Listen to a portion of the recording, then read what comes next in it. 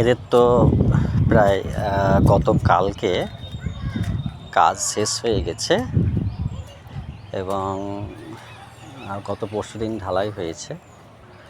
তো আমরা যে ছাদে আসছি না বা এদের যেটা খোলা রাখা আছে পুরো তো ফাঁকা এটা। তো আমাদের যে ছাদটা, এই ছাদে যে জিনিসগুলো যাই আছে না কেন, যেমন এখানে একটা বালতি আছে, এখানে একটা বোর্ড পড়ে আছে, সেট আছে আর কি। এই সব জিনিসগুলো যে ছাদের উপর আছে, যাই আছে আমি কথাটা বলছি। তো আমরা যে আসছি না বা রাত্রে যে আমরা দেখছি না বা কেউই তো আসার সুযোগ পাচ্ছি না, আমরা কাজে ব্যস্ত আছি। বা এই যে পাইপগুলো আমার আছে, এই পাইপগুলো আমি যখন এই চালাটা এদিকে দেখাই, এখানে একটা চালা ছিল।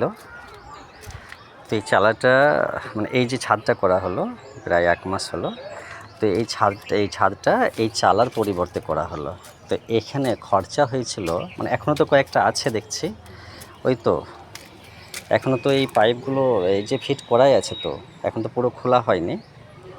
তো এইগুলো খরচা করতে আমার যেটা একদম 99% আইডিয়া 23,000 টাকা খরচা হয়েছিল।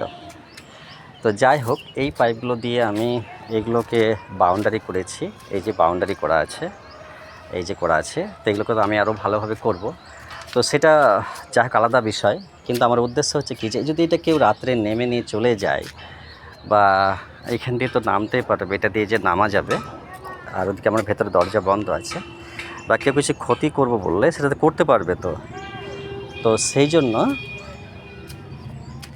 আমি এটা একটা ভিডিও ক্লিপ তৈরি করে রাখলাম।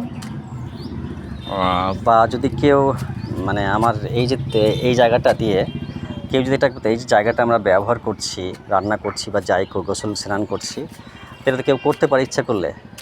তো আমাকে ইমিডিয়েট এটা আগে বন্ধ করতে হবে।